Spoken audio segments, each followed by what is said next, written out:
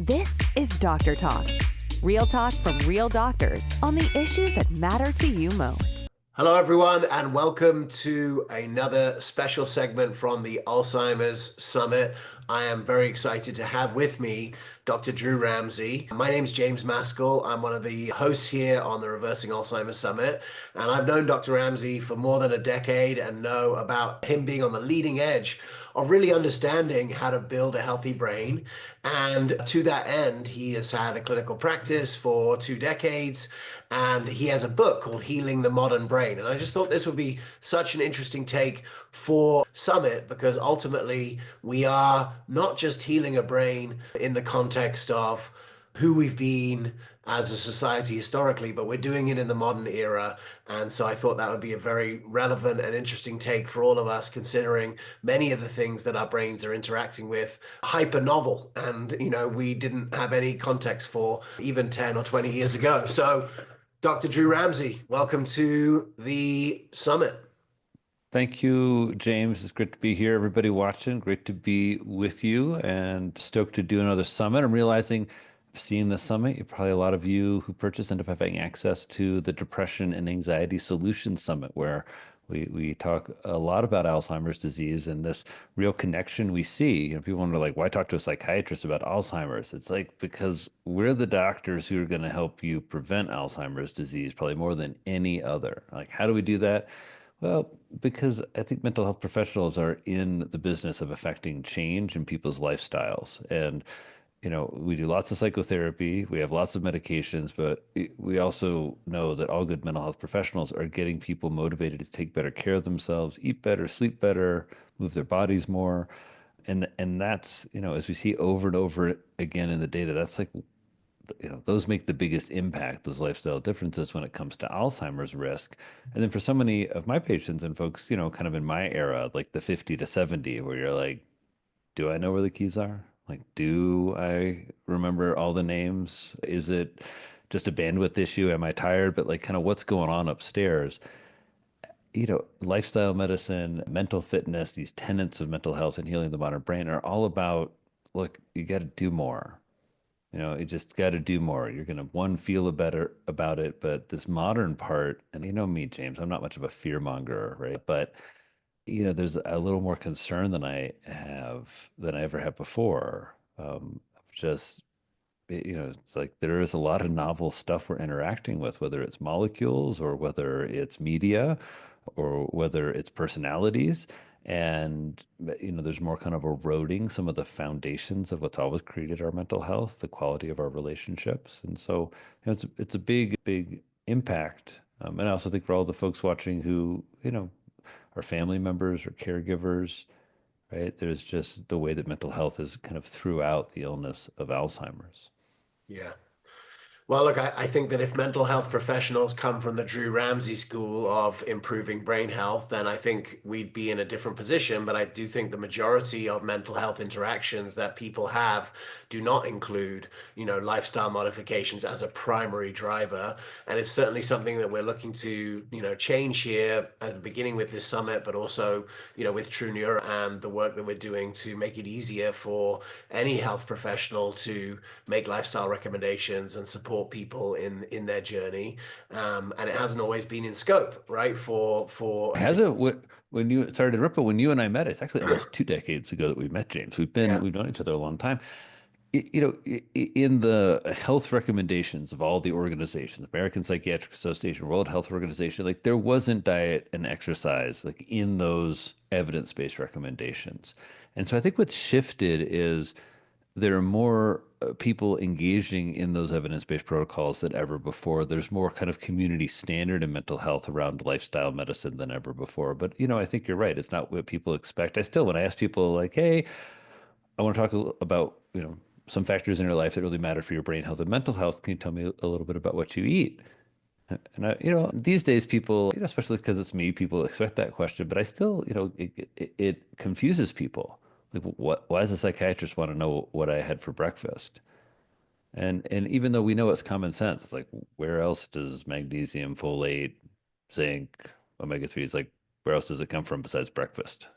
That's where it starts. So getting a sense of my patients and, not just the foods they eat, but also I think about it as a vital sign, James. It's a way that like nutritional psychiatry people get all like gummed up and in the weeds about like the microbiome and like nutrient density. I mean, I love all that stuff.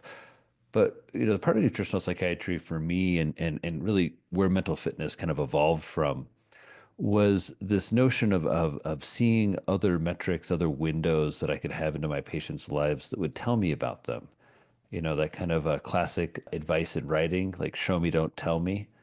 Yeah. And so you can tell me all about your self-care plan, right? Or you can show me your refrigerator.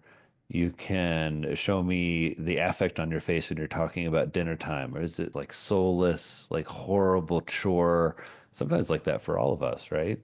Or is it like you light up, like, oh my God, it's my happy place, rainbow vegetables, like all the modern excitement about food. For a lot of people, somewhere in between, right? But that tells us so much about you, how you care for yourself, your budget, your orientation around nutrition and new science. And so, in just a few minutes of you walking me through your diet, I don't just get the foods that you eat.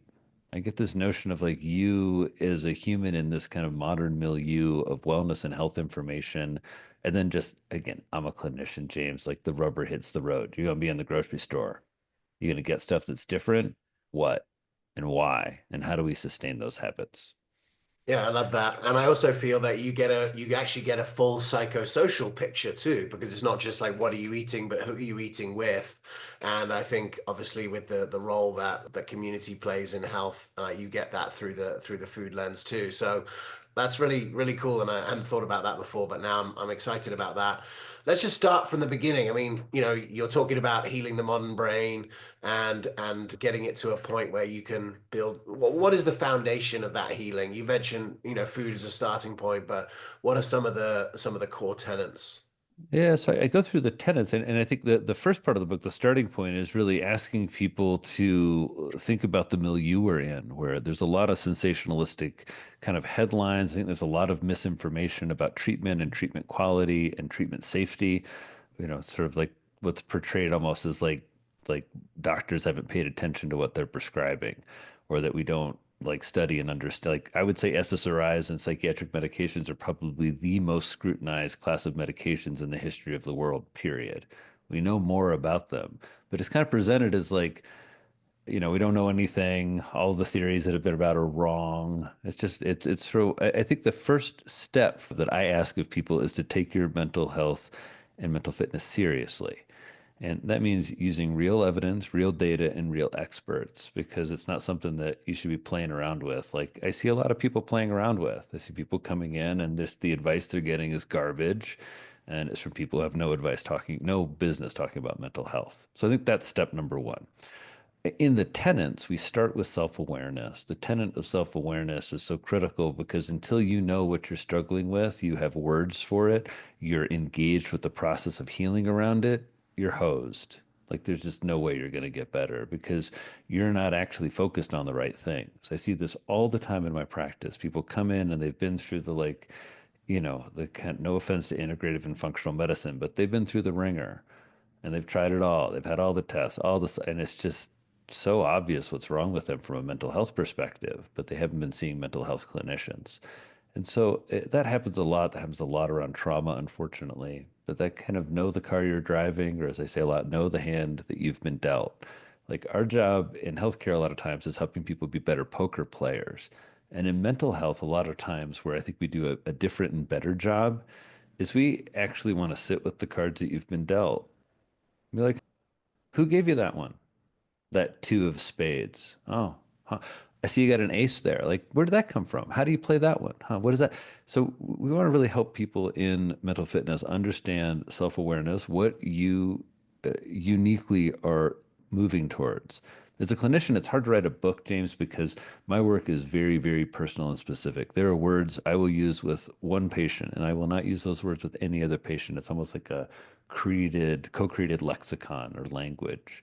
And certain things mean something to certain patients, and so and then understanding that and having that awareness, like self-awareness, and then awareness with the treatment, it really gives you much more detailed action plan because we're really thinking specifically, who are you? Where are you in your life? What are you up against? What's priority number one?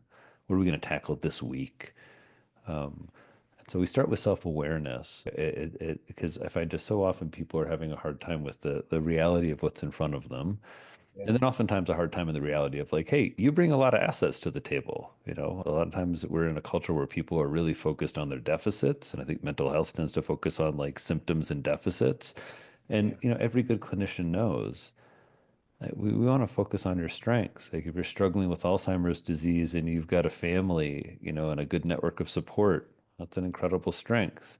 If you don't, it's kind of clear that's a priority and something that we should be focused on in your treatment. How do we begin to create that if you're going to have challenges in capacity? So, Yeah. I want to just before you go on to the next, I just want to reflect something that I'm hearing from you.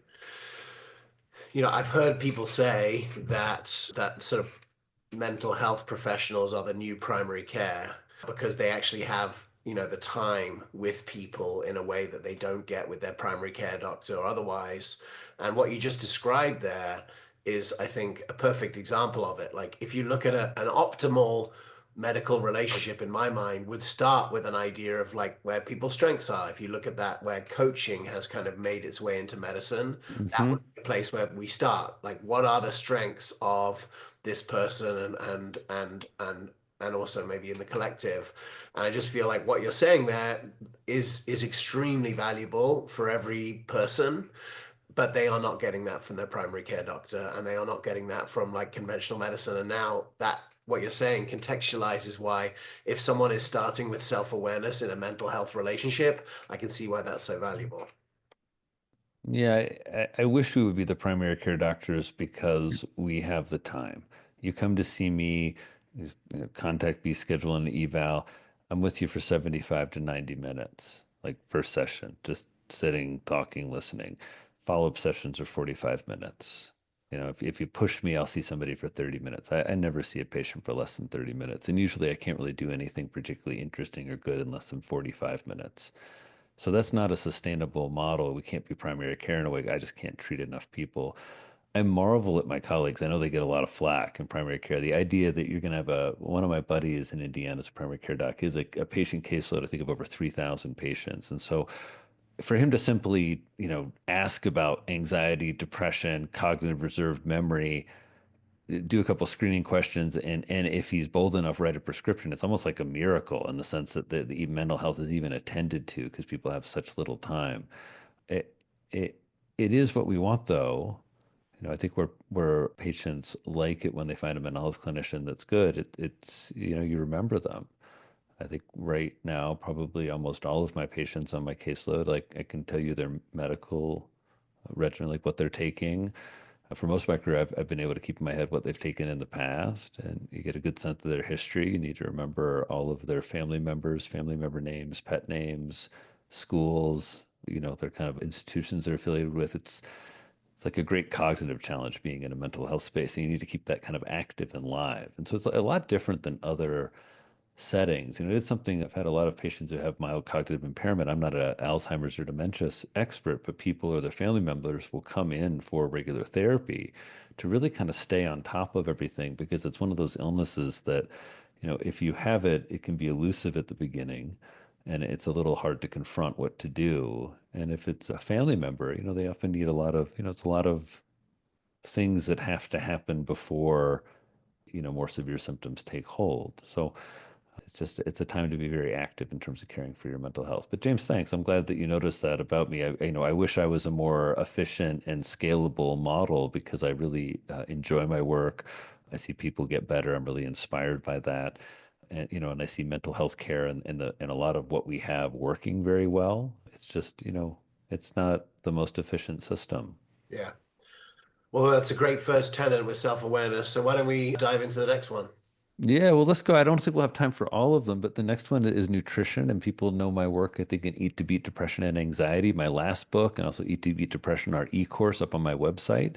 There's a lot about nutritional psychiatry. There's a lot about dementia, whether it's thinking about some specialty diets like a ketogenic diet or, some interesting data there, or whether it's just thinking about moving towards a more Mediterranean style diet or intermittent fasting. There's so much we do around diet. I think there's also, just for folks who are struggling with dementia and Alzheimer's disease, just the keeping nutrition high quality, right? Where people begin to need simpler foods. They maybe begin to crave more kind of sweets and highly palatable foods, and having less of that kind of frontal lobe control around like discipline and goals that, we're going to maybe pick some celery sticks and cucumber sticks over chocolate cake.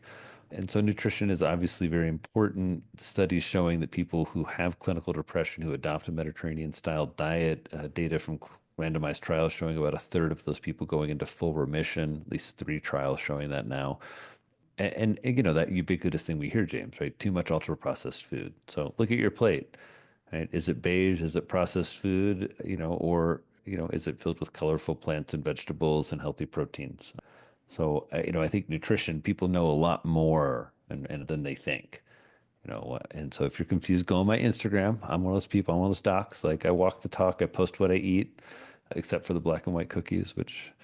So other tenets, we get into the classics of lifestyle medicine, right? Thinking about sleep. And again, the new science of sleep. How does sleep affect neuroplasticity? How does it affect inflammation? How does it affect the microbiome? What is new about sleep? Most people don't think about sleep as the waste cycle, like waste removal cycle of their brain, but that's what we understand it is now through the lymphatic system. So a lot of tips on sleep. And then we get into, the back end of the book is really where my career as a listening doctor, as a psychotherapist comes through, where I really try to get to the very fundamental tenets that I see people struggling with, not confronting and not working through. We get into connection, right? Where we can talk about, it's great we're talking about the loneliness epidemic. But I don't know, like you and I are a good example, James. You and I are middle-aged white men with Yeah. kids, right? Business, entrepreneur stuff. Like, what are you doing actively to keep your connections going? I bet, at this age, you're probably a little more aware, a little more tuned into it than men ever have been before. I know I certainly am, where it's really clear to me, kind of if you don't use it, you lose it. Yeah, it's interesting. So, I'm glad it sounds like you're asking me that question and I'm going to answer. So, I've been part of a men's group for the last 5 years where we meet every week and really go deep to have accountability support with a group of men and men who are interested in, in emotional fitness and emotional maturity. So that, that's been extremely valuable for me. But it is building a network of new friendships, in my mid 40s with men that I didn't know before and all locally. And I'd say one of the costs of that is that, I had a very interesting and extensive relationship through my work historically with people like yourself, where we used to live in New York together and we did things together and we connected and we were like on the same mission of where we wanted to take healthcare and, working together on those kind of things. And I would say that those relationships have suffered from neglect because ultimately there's only a certain amount of things that one can do.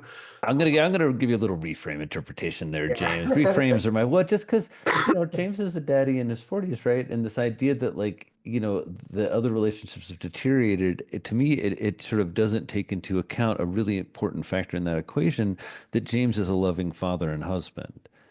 And so, as you are focused on having a family, as you're settled into a community, it's one of those moves that feels like, oh, you're, neglecting maybe friends from the past or people like me. And I see it a much more in kind of the terminology of evolution, that, your web of connection is evolving, it's settling, it's deepening, right? And it takes a lot of time and attention because, sometimes we've known each other a long time, see each other do a lot of things that creates a certain type of connectivity. And it's I talk a lot with patients about it, like it's points on the board. It's like I went out to dinner with a couple that is really near and dear to our hearts here in Jackson. That really helped us get settled here. So just getting that good time together, as you're saying, that structure of regularity. It's great. You have a men's group, right? It's a commitment every week. I bet that sounds overwhelming to some people listening. Like, oh, every week, where would I find time to that? Whereas I wonder for you if it feels like this real, like sometimes it's a pain, but it's like very rejuvenating. It's like a place you're known. It's rejuvenating, but it's also like I recognize that, like I needed, I'll speak for myself, I needed a place to be able to like process what was going on in my week with my family, with my kids, with my work, with my relationships. That wasn't with my wife as my like primary processing, Oh, so thing. important. It's And a great thing about, sorry to interrupt, in terms of connection too, where people make it, it's just like having the people, like, oh, I've got a lot of friends on Facebook, or like, oh, like I've got a lot of people I could text. And I'm not, it's not necessarily a quantity thing. It's really about, I think, an activity and a kind of quality in terms of making sure that the relationships, one, that they're different. There's the guys you go exercise with, or go to men's group with, or go to an entrepreneur conference with, or talk about sports with. And, sometimes those people overlap, but a lot of times they serve very different kind of relational needs for us. yeah, I'd love for you to But just, I think one of the things I'd love for you to share about, you mentioned it a little bit earlier, like obviously on this summit we have caregivers, we have people who are at different stages of cognitive decline, and we have people who are just generally interested in avoiding it. And I'd love for you, you mentioned a little bit there, like speaking to people who are in the journey of caring for people, because I know that can be stressful and cognitive decline inducing through its through the stress that's Mhm. created of being in service of a loved one. And what would you say to those people who are looking to be of service to someone they love, but also to avoid the pitfalls that come with this kind of care?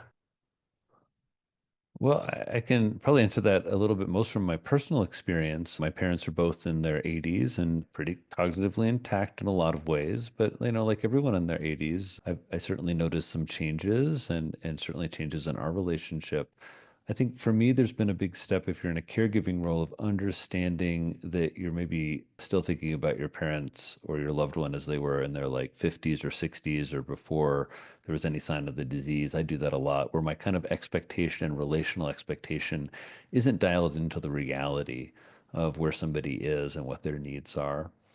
I've gotten a lot of inspiration from groups, even just being involved peripherally with like Hilarity for Charity or the Women's Alzheimer's Movement, of just hearing from other caregivers. And speaking with a woman, with Maria Shriver once, and I'm going to space on her name, really bothered me at the time, because she just said, just be kind, just love them up. And I remember, and I was having a hard time with that. And it was, and but she was right. I mean, that's what I wanted to do, but it wasn't that simple for me. But I think having a primary attitude of kindness and being of service, I think this is really hard for parents and their kids when there's unresolved stuff, which a lot of time there is. It doesn't have to be a massive trauma or abuse situation, or you guys were victims of violent crime. Sometimes it's just like you and your dad didn't get along, or didn't see eye to eye, or maybe he had some undertreated anxiety or depression, very common in men. And so that can certainly compromise that sort of ease of falling into a role of kindness and service. Um, and then I think it's hard because it's hard to say goodbye. And I think that because we think about goodbye as something that happens in mortality, like, you pass and that's when I say goodbye. And I think with Alzheimer's and with dementing illnesses in general, there's a initial mourning process that people don't anticipate, where you really need to say goodbye to the way that things were. Not to say that things won't be hopeful, or that people can't recover, or that people can't make all kinds of, build tools, but just that, the way things were, it's not how things are now. And so maybe that's obvious to say, James, but I just think that it's an important kind of, it's important not to be in denial of that fact. Yeah. And I think it's easy for us to be in denial. We want things to stay the same or to go back to how they were. I think the other part, just that you allude to, because I'm a psychiatrist, is you got to drop this into the kind of, I think about kind of like your equation of mental health. I see as the 9 tenets as things we do to, like, as I said, put points on the board and kind of build up our mental resilience, our mental fitness. I just think anticipate that there's going to be a challenge. It's a challenge because the timeline is unknowable. It's a challenge because it's being of service, and it's a different type of service. When we take care of our kids, right? There's this generative thing. When we take care of the elderly, it's the satisfaction, the feeling of it, what it brings up for us is very different. raises much more about our own mortality. It settles us in a different way, but it's with a less kind of optimism. There's more heaviness and sadness. I just think really encouraging people to engage with those feelings as part of it, doubling down on your mental fitness. I think it's why you've had me here, James, is that for everyone who's listening, who's a caregiver, like I hope you hear my enthusiasm and my hope for your mental health, and that there are, I think in the new science, if we look at the mental kind of landscape and look at our mental health, not through these controversies people keep like arguing about, like, oh, should you like eat red meat or not, or like, oh, should you take that med or not, but much more through, hey, each day in front of you, there's a lot of decisions you're making, and I think we could all make them just a little bit better, whether it's what we eat or how we move or how we connect or how we engage. And the data says it's great for our mental health. And that's what I try and go through in the book of, again, encouraging things. If you're lost what to do for your mental health today, I got lots of ideas for you. And I Yeah. hope that Healing the Mind Brain helps bring those alive for people. Well, look, I think that's a great starting point, and I think the book will do a great job in setting that tone. Just one last thing that I want to ask you specifically with regard to the modern brain. Can you just briefly share what you think are sort of like the major things that are driving a level of dysfunction in the modern brain that should be minimized or avoided, that hypernovel and that wrecking the mental health of people who you see? Mhm. I think there's like a set of molecules who are the culprits. And I think often we're looking for one when there's a set Hmm. of them and they're nuanced. Right? Okay. You can say sugar is causing the obesity and diabetes epidemic, and that's driving epic levels of inflammation and depression risk and anxiety risk. And there's some truth to that. The answer, though, isn't that like all carbs are evil and you should never eat a sweet potato, or that all sugar is bad and you can't ever have like I don't know, a milkshake. So there's, I would say, some culprits like diet. There's a little more nuance to it, and then the problem is that even with nuance, without nuance, people are having a hard time enacting change. As you referenced earlier, I think it's where coaching has come up, where people are just having a hard time by themselves eating the right stuff and knowing what the right stuff to eat is.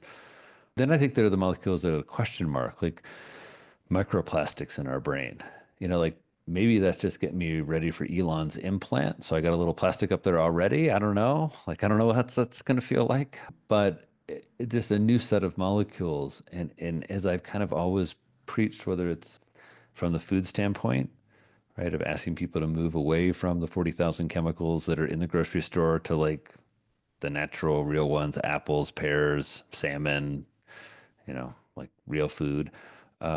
I think there's a similar thing we need to do in our personal environments, moving away. It's so easy to just, whether it's having your fancy tea bag and, oh, you just took in 2 billion nanoplastic particles, or I just ordered in and I do this all the time. I just didn't check, didn't ask. I got a big hot thing of like yummy noodle soup in a plastic container. It's just probably still going to eat it, right? So how can though we take actions and minimize some of these new molecules? The microplastic and plastic, it's like an evolving story. I would say that the culprits I see, and I kind of go over them in Healing the Modern Brain, they start with things like nutrition, but I really kind of go into and get after the effects of urban living. And not that I think, in the book, I move out to the country, so I talk about that, but I don't think that's the answer. But I think it's important that we're aware of the noise, the light, the deficit in nature. And then I would say if there's one piece like the modern brain, I think has really gotten us, it's that it's pulled us off of the last tenet. The last two tenets in the book, everyone, is number 8 is unburdening, and sort of saying whether it's that you have a family member with Alzheimer's disease, you've gotten the diagnosis, you're looking at the next few years, and it's both a grieving process and maybe a trauma in a way. A lot of us carry around stuff. Whether you were just did an interview with a combat veteran who just talked about hitting a point in his life where he had to stop drinking and go into therapy, confront what he hadn't been confronting. Maybe it's not something quite as clear to you. Maybe you had a trauma of neglect. Those are some of the most damaging, pernicious that I see. Your family looked like it functioned, but it didn't.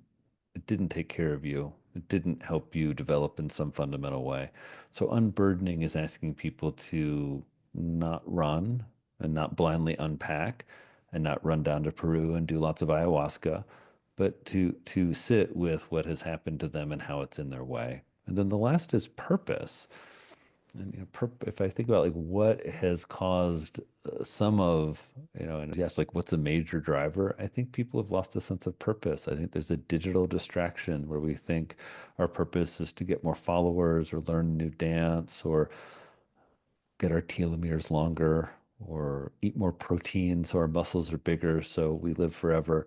And like that's not your purpose. Those are like some minor attributes of your personhood and your self-care. And so the bigger sense of who you are, why you're here, what you're doing with your time. And I ask people to approach that in a little bit of a different way. So often there's a focus on like our passions, and I'm quite against that idea. I think it's quite horrible to tell young people they should follow their passions because most young people have no idea what that means. And it's not a, I don't know, it doesn't really strike me as useful clinical approach. What's a more useful clinical approach, and actually I talk about it in the book, it's like one of the first things they teach us in psychiatry school, this phrase, follow the affect. And when someone lights up about something, it's happy, it's sad, you get like, if there's like a little meter in your room of like emotionality in your treatment room, that's where the good stuff is. That's where you follow the patient. That's where you want to go with them. And I think purpose comes from that your nervous system is a bit like an antenna. It's wired to receive things that are a little different than me. What is lighting? James and I care about similar things. We have some different ideas. We have some different values. We have some different opinions. But what drives us, like our sense of purpose, is probably somewhat related, right? Yeah. Around being a transforming change, around a system that needs to improve, around wanting to maybe be innovative with new ideas and new technology. And it all informs a very individual sense of purpose for us. Um, for me, it's been, how do I put it? It's been very clear because I find a tremendous amount of joy in psychotherapy sessions with patients, a tremendous amount of creative satisfaction, amazement. Like there's something almost magical in what people bring in when they let their kind of flow happen, like where they go, what they discover, what they say. It's just right. So in some ways, like, well, is that my purpose? Just to listen and be a therapist? And it's like that doesn't exactly capture it, but it's a part of it, right? It was like a little breadcrumb for me on the trail to finding more, just a better sense of purpose. So I think that ends the book in part, and these kind of bookends of self-awareness and purpose. It's very intentional that they're there because I do think if you can start with one and end with the other, it undermines a lot of the forces that are taking our health from us. Yeah. I completely agree with that, and I'm glad that you were able to share that, and I'm glad that we're able to capture that. And I encourage people who thinking about this to buy the book, get engaged, get connected. I really appreciate your body of work, and I think that whether you're a caregiver or whether you are concerned about your own brain health, I mean, ultimately, everything that you've said is a pathway towards good mental health and good health generally. This is where it all starts. It's all connected, and if you followed your work for a long time, we know that that's what it's all about. So Dr. Drew Ramsey, thanks so much for being part of this summit. I really value you as a team member on this team of this transformation that is occurring in healthcare and in the health of people. And it's not always easy to be at the very front of it, but I think that you're doing a great job in spreading the word, and obviously the diligence that you have with the people in your private practice. I know it's not easy to get Drew time, but I'm sure all the people that do get it feel that it's magnificently valuable to them. So thank you for being part of the summit. Thank you for your work and for your book and your writing and making it available for more people. And I hope that if you're listening to this, you've taken some stuff away from it. If you found it valuable, please share it with other people. You can hear this session today, and then there are plenty of other there are other things that Drew has lightly touched on, like lifestyle habits for healthy brains, like microplastics, those kind of things, where we have deeper dives into that throughout the summit. So thanks so much for tuning in, and we'll see you on the next session. So a warm welcome to the podcast, Dr. Drew Ramsey. How are you doing, Doc? Hey, James, I'm doing really well. It's great to be back. It's fun to come kind of full circle and reflect on, gosh, I think we've known each other almost like 2 decades and seen each other do a lot of different things in the space. So I really appreciate you having me on, and thanks so much for taking some time to think about mental fitness and this new idea I have in healing the modern brain, that we gotta do more to take care of our mental health these days than ever before. Yes, we do. And we're going to jump into all of that. And yeah, it is, if you watch the early episodes of the Functional Forum, you know that Dr. Drew Ramsey was there or thereabouts. We had some, epic episodes with regard to, brain health and, early on, even some of the ideas that you were bringing about nutrient density and how to eat well for your brain. And so some of those ideas will be very, very familiar to much of our audience. But I'm excited about your new book, and I'd love to just start with understanding where it came from and what some of the tenets are. All right, and then think that, and then we can find a place to cut in from there. Perfect. I think that's exactly, you just did it perfect. That's exactly where we went into. So Cool. awesome. Alex, you're plugged in with Alex on my team. She has all of we're going to have some, various posts and some text and everything, although you're great at all of that stuff in terms of spreading to your list and social and whatever you can do to get the pre-order link out there. We really appreciate it. I don't know, maybe I'm delusional. I feel like I'm kind of striking distance. Like we've increased our list. I don't know. We're like in the 65,000. Like last time I launched, I was like at 9. So, not huge, but something. Social was like at 10 last time. Now it's at like 60 something. So, but then you just don't know. It's like, you look at your stories and, you just don't know. It's like, how are these 3 links? How are these 3 links to the Amazon page going to get me to the bestseller list? Well, good luck. I wish you luck. I don't know anything about that. I don't agree with you. You know lots about it. If you can plug to your list in any way, I really Oh yeah, appreciate it. we'll do that. Sure. I I just mean, don't have a greater scheme of getting on the New York Times bestseller I list. think as any, I think it's like this. You basically got to build a network that has lists of people and folks who are going to show up and go to bat for you and tell people to buy the book. And, I'm hoping that's how it works. I'll keep it up. I appreciate your help, James. And I look forward to seeing you down the road, man. And I'm glad it sounds like Uli's doing okay. So I'm glad he's doing all right. I'll talk to you soon. Thank you so much. All right, cheers. Bye. Thank you for tuning in to Doctor Talks. We hope today's episode has enlightened and inspired you on your path to optimal health. Each day is a new opportunity to make choices that empower your well-being. For more insights and strategies, subscribe to our podcast and visit our website, www.drtalks.com. Stay connected, stay healthy, and join us next time on Doctor Talks. Real talks from real doctors on the issues that matter to you most.